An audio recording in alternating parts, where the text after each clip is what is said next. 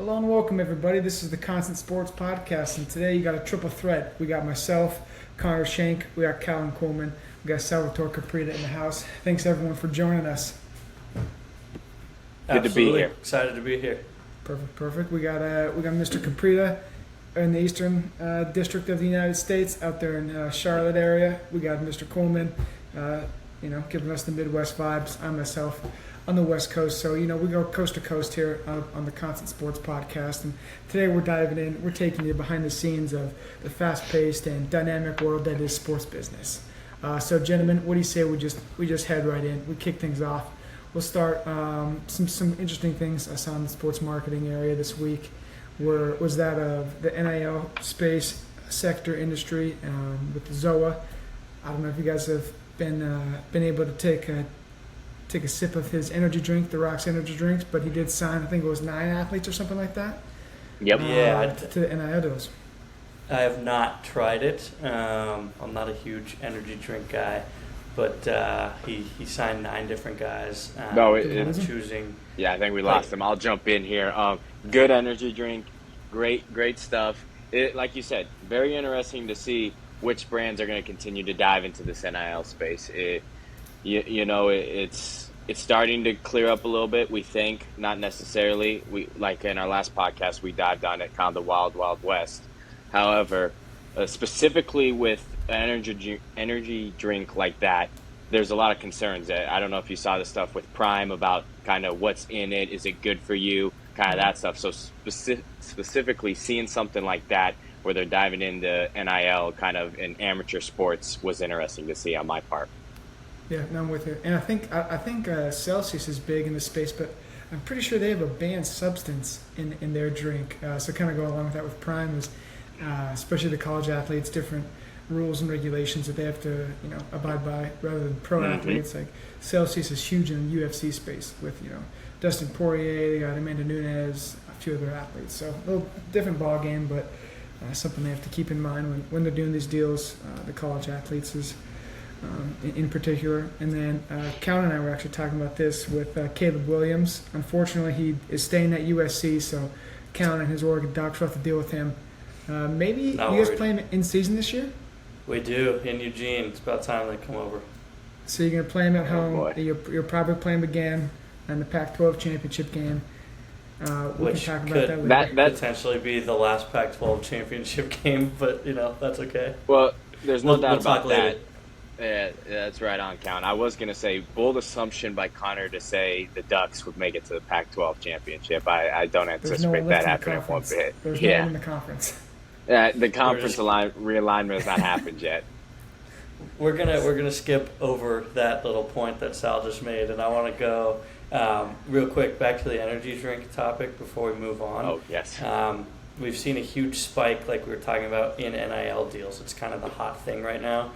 So along with everything that The Rock did and everything that the Prime drink is doing, Accelerate, I think it's called, also recently created a partnership with Livy Dunn, the star LSU gymnast, who seems like she can get pretty much any brand deal she wants. But I personally doubt that she drinks energy drinks like that, but you never know. And they kind of turned it into a good branding opportunity, using her while she's in her uniform and saying, I need this to make sure I can compete at the highest level. So I think it's interesting that sort of category is kind of the big thing in the NIL space right now. So you want to jump in there? Yeah, no, that's a great assessment there, Callan. And I don't know if you heard earlier, but just diving into it, kind of that specific space with the energy drinks and kind of the isotonic category coming into the NIL space. What's your thoughts on kind of the fact that some of them are dealing specifically with Prime, kind of that what's in their stuff, their drinks? Like, is it appropriate? Is it healthy for you within kind of amateur sports now? Yeah, I think that's a big topic, and I think eventually that could backfire. Energy drinks have been shown to not be great for you, but for some reason it's a big trend right now. So I think everyone's trying to hop in on it before something comes out saying this substance in this specific drink is banned and not good for you. Then athletes aren't going to want to partner with you. But until something like that comes out, I mean, I think these brands are just trying to do everything they can to kind of stay ahead of the curve before the inevitable comes, and it's not really a big trend anymore. Yeah. Well, I think it's always funny, maybe not funny, but interesting to see, these athletes signing with deals and whatnot with brands like LeBron James with Mountain Dew. We talked with someone on the podcast a few podcasts ago, but the chances of LeBron James sitting down and drinking a Mountain Dew, probably below 2% of him actually, taking part in that beverage. But it's I'm sure he got some coin for the marketing deal and commercial and all that. So, don't hit the player, hit the game. So it is what it is. But with Caleb Williams, as I forgot to mention, he just signed a deal with United Airlines, which I thought was pretty cool, and that'll be big, especially when college football season's 36 whatever days away. So that's coming up. So I would think, especially in the NIL space, we start to see these college football players specifically start to ramp up some more deals. With Marvin Harrison Jr. just signed a few more deals, and I think that'll start to get going as football season is right around the corner, with how big that is in college towns and things of that nature. And then in the professional space, obviously there's Messi, so we'll touch on him in a second, but I want to touch on with Damar Hamlin, who signed with Don't Quit Nutrition brand. I thought that was interesting. Callan, you had a little bit more insight on this. Yeah, he recently signed with them, I want to say a couple weeks ago. Personally, I had never actually heard of the brand, but obviously with the name Don't Quit, like kind of their goal is to give you, the power and the nutrition supplements needed to not quit on the field, and Damar Hamlin's kind of a great example of that. Everyone knows sort of the story that happened with him. And in terms of Don't Quit, they kind of do it a different way, which we've actually touched on the podcast with guests before. So Damar joined Saquon Barkley as I think the only two NFL guys that have deals with them, but both of their deals are equity based within the company. Yep. So they each own a certain percentage of the company. I don't know exactly what that percent is, but I know we've touched on in the past that kind of athlete marketing is becoming a huge thing, and we're starting to see a transition away from just a simple transactional relationship where, hey, you post our brand on social media and we'll give you X amount of money. It's kind of turning more into how can you be creative and make it worth it for both parties. So owning part of a company is a great way to do that, because now obviously those athletes are going to be invested in that company moving forward throughout the future, because they want it to perform as well as possible. Yeah, well, and it makes a lot of sense, right? It's like with the athletes not just getting the kind of upfront money, but we've seen it with Patrick Mahomes and BioSteel and Hyperice, and I think LeBron James, I mean, he might not have been the first one to do it, but it was like years ago. You'll probably find it, but it was like early 2000, 2005, whatever. He got equity of Beats. So I don't know, probably not the first one ever, but I feel like that's kind of when it started to churn a little bit in a few years after that. But now a bunch of athletes are doing it. Smart for them, smart for the business. So makes both parties. No, absolutely. I think, Callan, that was just a great breakdown of kind of this transition kind of within the last couple of years to purpose-driven marketing. Why are we connecting? Why are these athletes kind of doing these deals with these brands? Like you said, in history, it's been just transactional. Pay me money, I do this, we move on. But now it's kind of that purpose-driven. You got to actually, there's so much in our space and so much content we consume just as just consumers, if you will. So you have to be able to strike their attention more. You have to do something exciting. So when you've got a deal just like that, like you said, Damar Hamlin is a perfect example of someone who's not quitting on the field and connecting with that brand and kind of doing that partnership.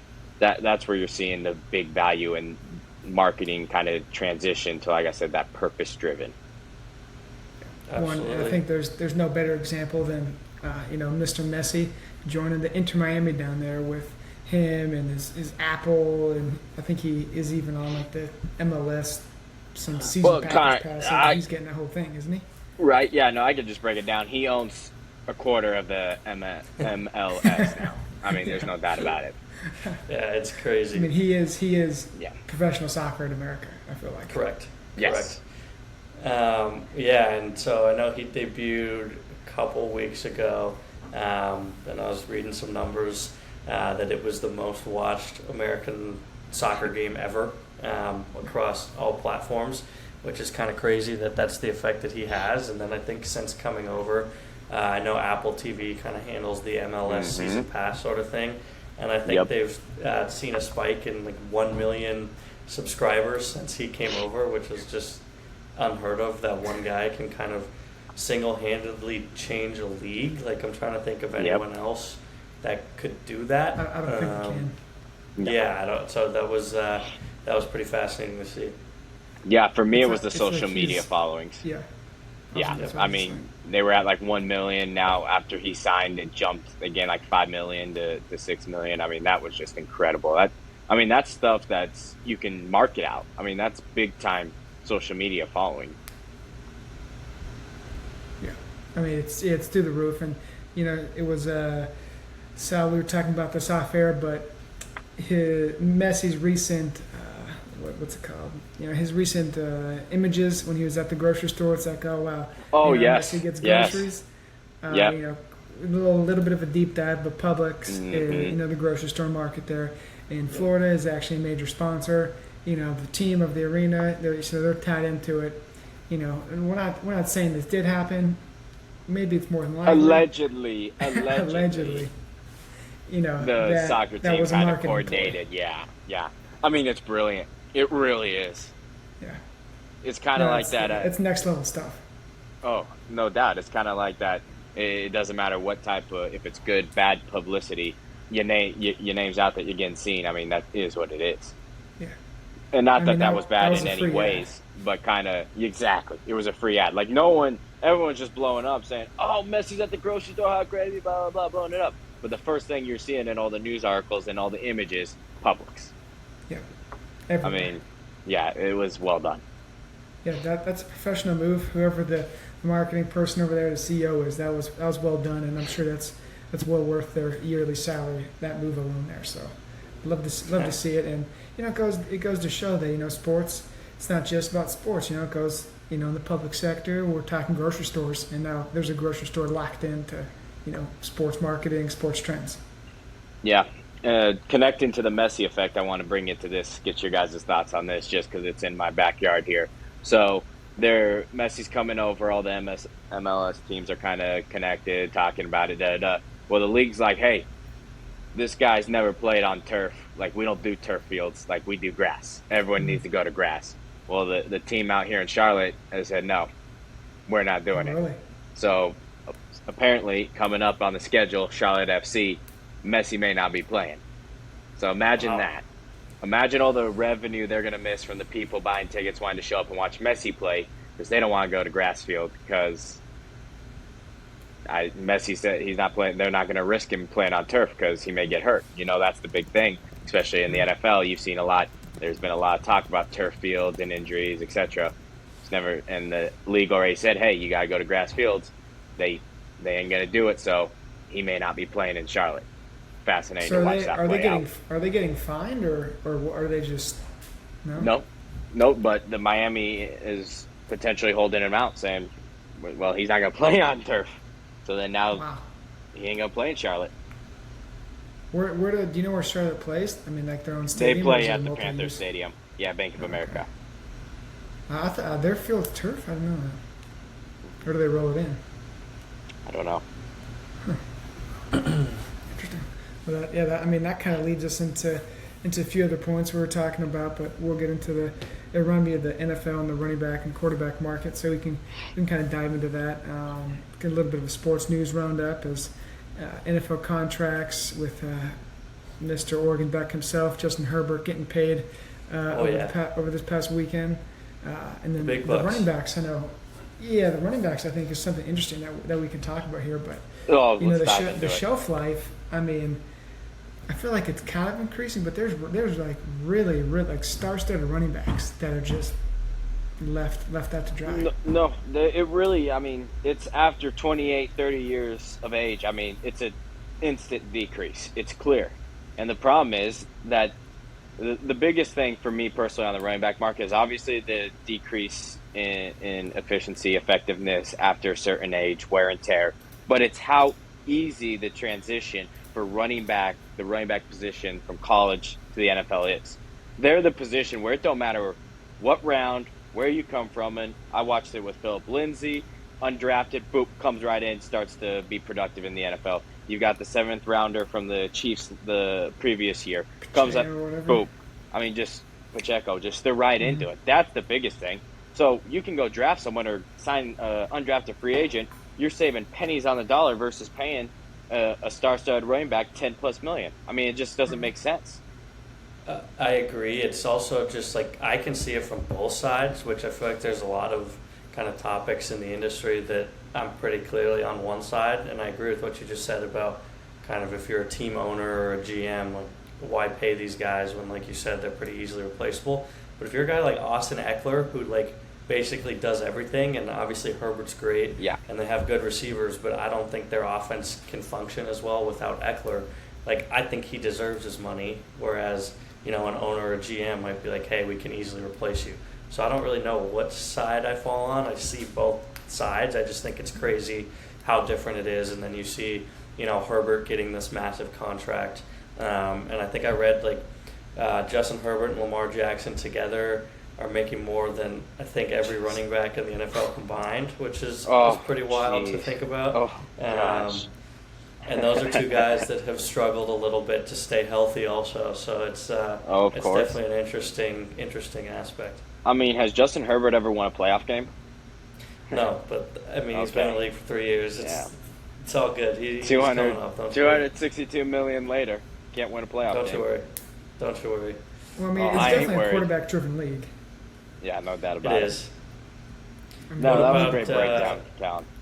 Yeah, but what about staying on the quarterback side? There we go. My former friend turned enemy. What's up with Aaron Rodgers taking this massive pay cut so the Jets can bring more talent in and restructuring his contract? Oh, but yeah. He was never willing to do that in Green Bay. Well, he clearly hates Green Bay. I mean, I don't think it gets more crystal clear than that. He hates Green Bay. He's been playing you guys like a fiddle for 15 years or whatever it is. I love Wisconsin. I love the tundra, yada, yada, yada. And then you realize, no, this place sucks. Oh, I'm going to New York? Okay, yeah, sure. Everybody come on in. I'll take a decrease. I already got my money. Let's go win some championships now. I mean, he looks happy. He looks happier in really New York. Does. Going to Taylor Swift concerts, hanging out with his teammates at different sporting events in New York. Yeah. I mean, then he's, like you said, taking the pay cut. The Hard Knocks is going to be fantastic. I mean, I can't wait. On the edge of my seat. I'm sure he'll be just front and center, just star of the show, if you will. I mean, it can't make the Green Bay Packer faithful, especially the owners. For those listening, Mr. Coolman is a part owner of the Green Bay Packers, so for him to correct, this might a little bit emotions are high currently. He's currently basically starting with a rookie quarterback that has never actually played an NFL game, unfortunately. Decreased talent pool. Wow. With the Packers. He started one game 2 years ago at Kansas City. The Chiefs. Yeah. His performance versus the Eagles is something to go watch. That's what the Packers faithfuls holding their bids for this year on.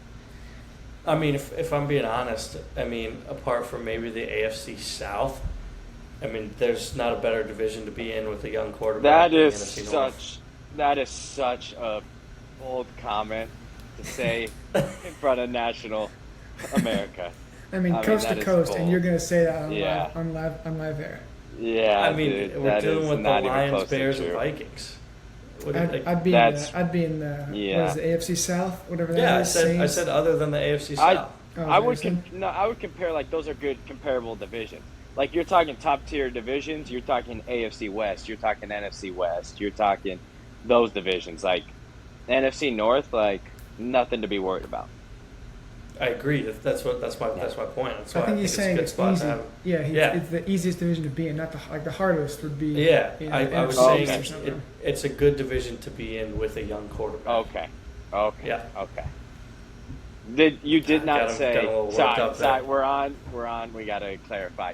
Did you say the NFC North had the best quarterbacks in it? No. Or no? It is for teams, just going back on the contract thing. I think it is more beneficial for teams to win with quarterbacks on the rookie deals. I think, as we've seen, the success rate, I'm not sure what it is, but I feel like the teams that pay their quarterback friggin' millions and millions of dollars then lose money to obviously pay the better players. It's like the Tom Brady effect.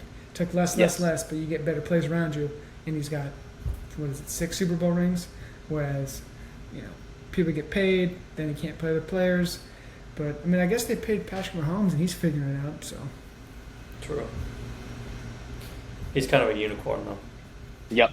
He's definitely the best quarterback in the NFL, though. I feel like that's fair to say. Yep. That's a good assessment. I feel like there's a lot of assessments on Patrick Mahomes and who's the best quarterback in the NFL, and they're like, well, who's the best throw? Who's the best just flat out quarterback? It's him. I feel like people get too cute. Like, who's the best in the pocket? Who's the best rolling out? Who's the best deep ball? Who's the best this? To all those questions, it's him, in my opinion. Fair. I totally agree. You ain't wrong about that. I just think it's some people like to get up on national television and just chirp, just absolute utter nonsense sometimes. Like, go down gun to your head. Gun to your head. You're taking Mahomes 100 times out of 100. Okay, let's move on here, gentlemen. To what are we looking into? So a little sports business spotlight, as I know Callan's a big baseball fan here. So MLB All-Star Game was a few weeks ago, and it actually did well. They have some good sponsors. As T-Mobile continues to be one of the top sponsors in the MLB, but we've seen viewership increase. We've seen ticket sales increase from shot clock, you'd call it pitch clock, which when it first came out I was not a big fan of. I thought it was kind of dumb, but looks like I was proved wrong. Looks like it's working out. Yeah, I love it for kind of a TV audience, but I don't know about going to a game. I enjoy going to a good Cubs game out here in Chicago, and I've been to a couple that are 2 hours and 20 minutes long, and then a couple that are over 3 hours. It just kind of depends. But sticking kind of with, you brought up T-Mobile. They were kind of one of the big sponsors for the All-Star Game. They also happen to be the sponsor of the naming partner of the field in Seattle. And they did a lot of things with technology to kind of make the Home Run Derby and All-Star Game stick out as opposed to normal, whether it was launch angles or, just showing kind of, especially with the Home Run Derby, bat speeds and angles and kind of just different pitching views so you could see what exactly the hitter was looking at, which I thought was really cool. It kind of fits the trend of what a lot of companies in sports are trying to do is, really bringing fans closer to the action. So I thought that was pretty cool, and it kind of fits because a couple weeks before that, when the SBJ did their annual awards, T-Mobile won, I think it was, Sports Sponsorship Award of the Year or something along that line. So I felt like that was well-deserved and kind of fit them pretty perfectly. No, go ahead, Connor. No, it's all you. Oh, yeah, no.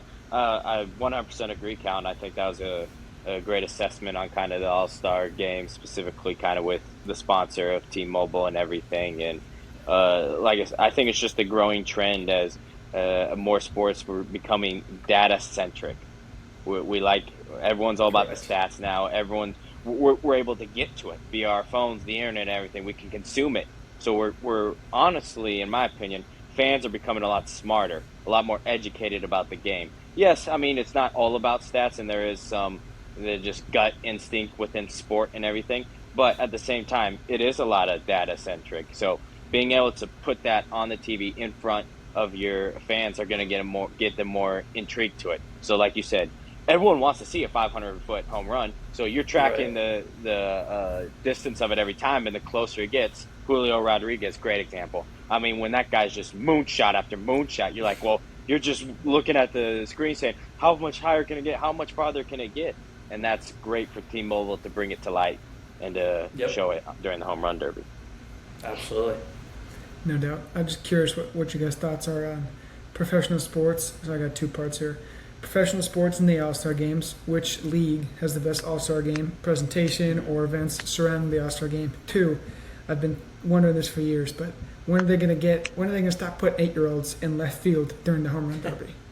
I mean, as a parent, you're going to roll Timmy out there when these guys are hitting absolute missiles, and you think little John has a shot of catching that baseball. I mean, what are we doing, dude? One of them got hit in the head. Every year someone gets drilled. Yeah, I think it's crazy. But to answer the first part about kind of what sport has the best all-star game, I think that's tough. I think I would probably say it's the MLB, to be honest. I think they do a good job kind of including events around the weekend. The home run derby is always kind of a success. People love watching that. And then the all-star game is usually close, and they're doing a lot of, kind of in-game player mics, and you can really talk to the players and kind of hear what they're thinking. Whereas the NBA all-star game kind of turns into a backyard game of basketball and just a lot going on. There's cool things that happen, but it's not my favorite.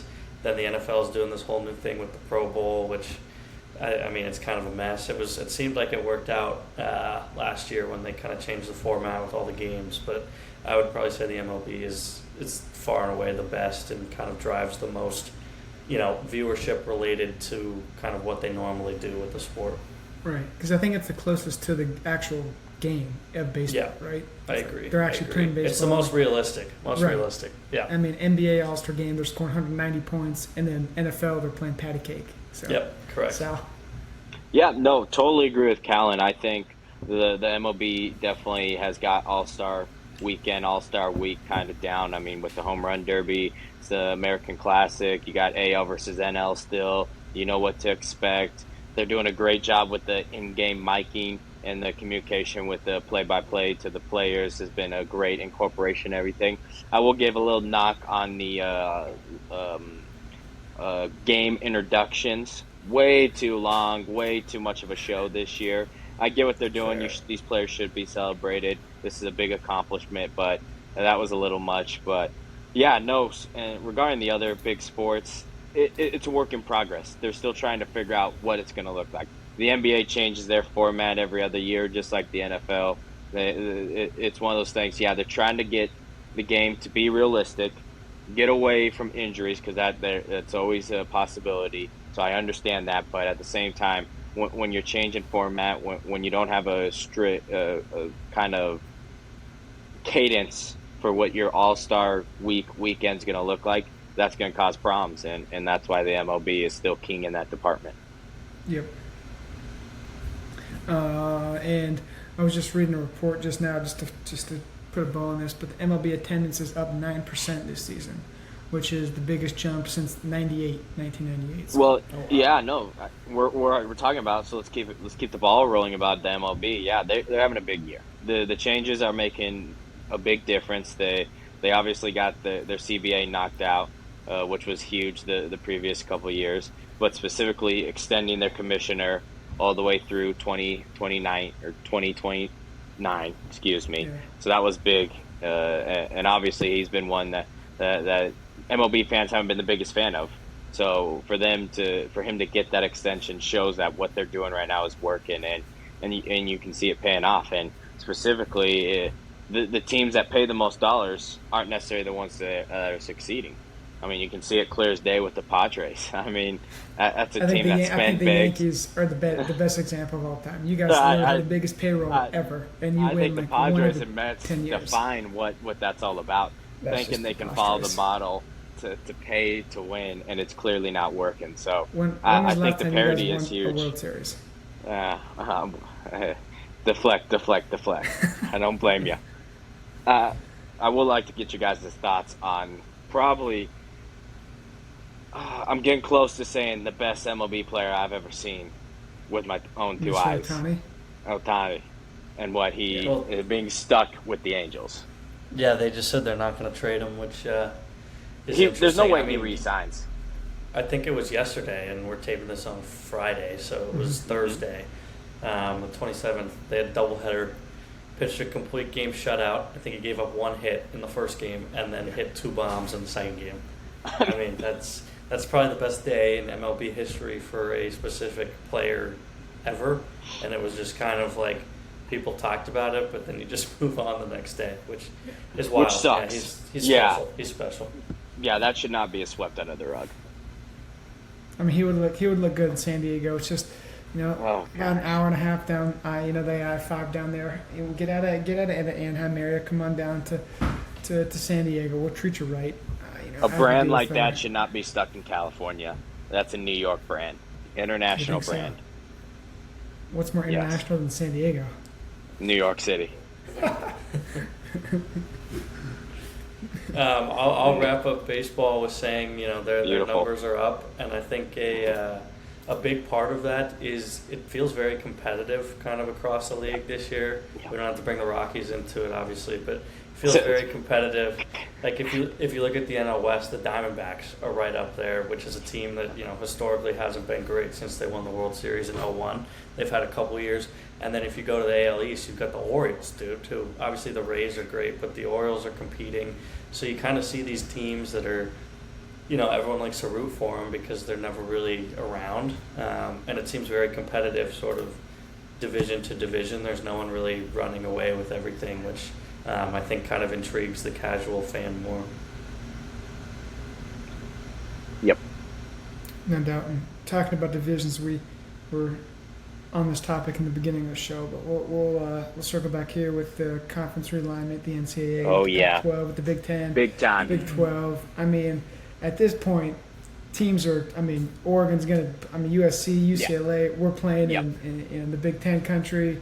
I mean, we're playing in Penn State at night. Conditions that I feel like both parties aren't going to be super interested in. USC and UCLA, as a Southern California native, I hate the snow, and I would imagine most of the athletes on those USC, UCLA are from that region. Well, I think that's a little overblown. I mean, it's going to be November, October when they're playing. Yeah, I don't anticipate too many snow games. It's not as bad as that. Get my blood fired up. I mean, that's a great way to break it down. Nittany Lions traveling to USC to play in California and just steamroll them. I can't wait. But touching on conference realignment, I think what needs to be noted specifically about the recent one with Colorado moving over to the Big 12 is the fact that the Big 12 was able to get their media deal done. The Pac-12 punting on it, doing whatever they're doing, they missed it. They blew it.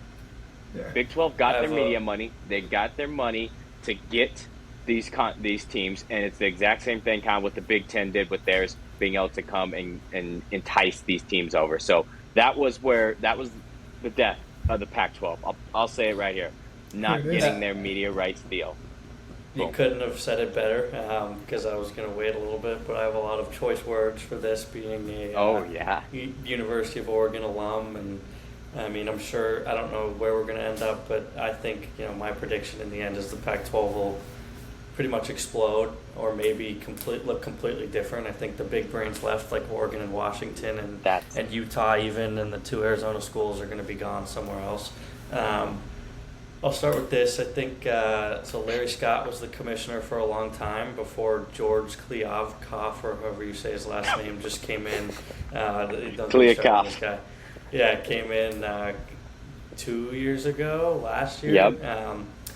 Larry Scott kind of never got the Pac-12 up and running with other conferences in terms of kind of competitiveness in, big market sports like football and basketball, which, competitiveness includes winning, championships, as well as he doesn't have a ton of control over that, but media rights deals too, they've kind of always lacked. Absolutely. The new deal is up, and the new commissioner came in, and that was his big focus. We're gonna get something similar to what you see with the Big Ten getting, where they're basically broadcast primetime games all day Saturday starting next year. The Pac-12 doesn't have that, and he keeps getting asked, he says that he has the media deal completed and done, but he won't share any specifics, which means one of two things. Most likely, number one, it's not done, and he doesn't know what he's going to do. Or number two, it is done. He got the most money and the best deal he possibly could have, and he's embarrassed about kind of what the conference was able to get, and he's kind of deflecting and holding on for one last hope. So, Sal, you nailed it on the head. That was really the end of the conference, and I think Utah is going to follow Colorado. I think you're going to see Arizona State go somewhere. I think you're going to see Oregon and Washington go somewhere, and from there, I think it's kind of a free-for-all. Yeah, one thing I know, Connor, we still need to hear your thoughts on the situation, but I can tell you right now, the Pac-12 commissioner, he does not have his media deal in because all those numbers were probably factoring in all CU, Colorado. Well, now that Hmm. that's not going to be happening, those numbers got to be readjusted. We got to rework them. So that deal that he supposedly had, that ain't a real thing. Yeah, I agree.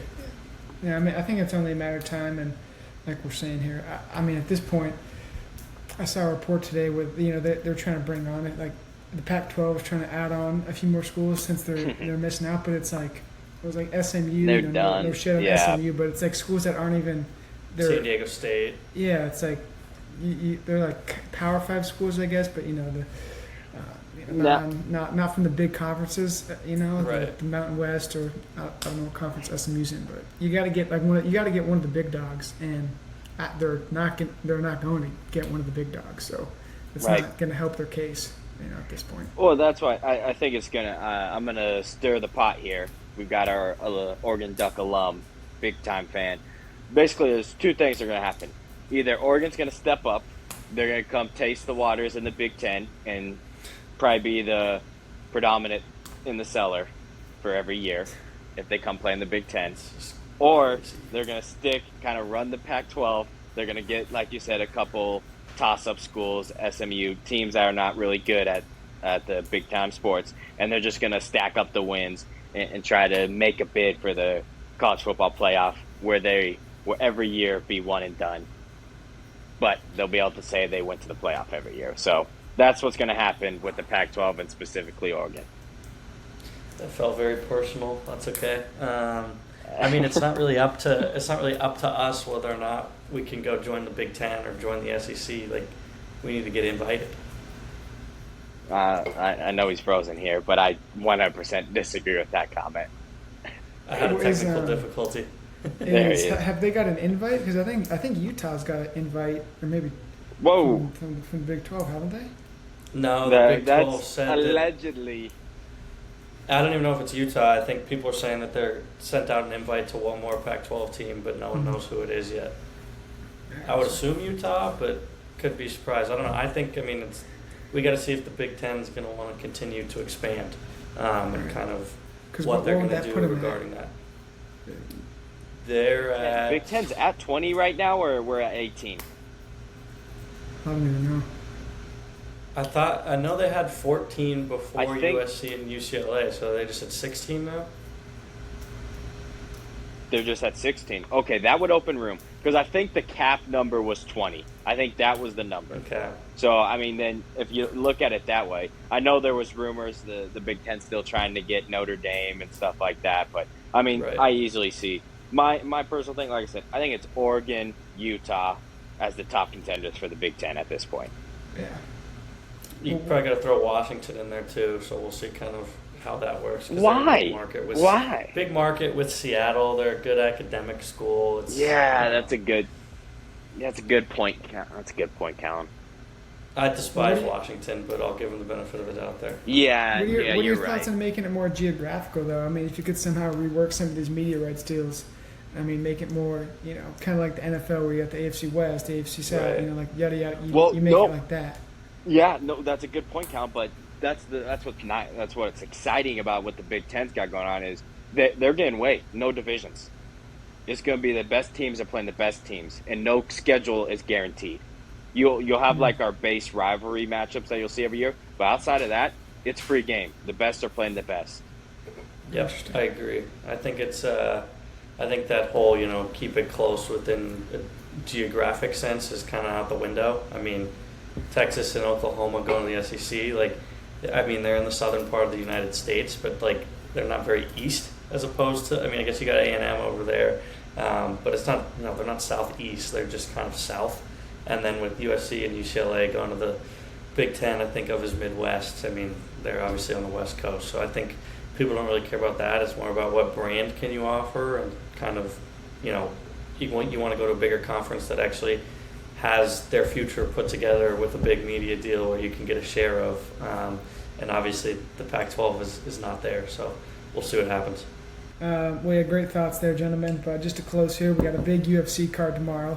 UFC's obviously big in the fighting space, big in the marketing space. From what Yep. they're doing as a brand, international brand. As a league goes, I mean, NBA is pretty international, but UFC's got.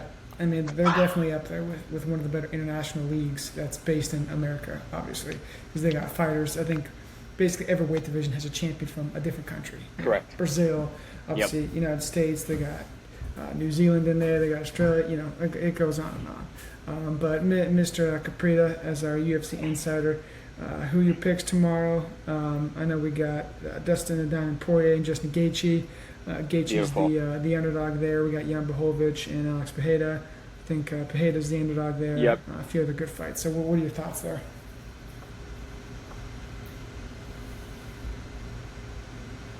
Oh, We'll do the Gaethje. I top was two. going- I'll take I was Jan going Jan and and Poirier, actually. Gaethje. There's no doubt about it. Gaethje. Oh, stop it. Gaethje, Colorado kid, went to Northern Greeley. It's back in my stopping grounds. I mean, this kid is legit. So I'll take Gaethje for sure, and then Jan. I mean, if you've been watching the Embedded series, you'll understand why this guy is not to be I trifled think with. I just I think mean, Poirier's got a little he's bit just too a much, beast. and it's going to set up a nice little reunion for Mr. McGregor and Poirier after McGregor comes back, gets his belt back, and then he's just going to have to run roughshod through the entire division once again. So it'll make for a great story. Let's see, and I don't know, gentlemen, you got any other notes to add on to that? I mean, I think we covered kind of everything big going on. I mean, personally, for me, the biggest thing right now is what's going to happen with the Pac-12, just because that's close to home. But I think we went over that a lot. You know, we got football season up, talking about contracts. Wow. Yeah, I mean, I think we're all set. Yeah, well, the viewers and for those out there, don't forget that Mr. Coleman is a two-time Pac-12 alum, Oregon and Arizona State. So his ties to the Pac-12 run very deep. So it's close to home. It's an emotional time for him. Correct. You know, so let's keep that in mind as Mr. Coleman prepares for this tragedy to unfold. Yeah, it's basically like everything that you grew up with is about to just explode. Well, It's a tough time. that's a perfect way to end the episode. Oh my god. Yeah. Well, ladies I and don't gentlemen, think- I that don't wraps know if up we can another end it episode of the any better than Confidence that. Sports I mean, Podcast. that's We hope you right enjoyed there. the insights we shared today, and we're looking forward to following along in the sports world, especially the sports business world. And remember to like and subscribe the podcast on our platform so you never miss an episode. And we will talk to you guys later.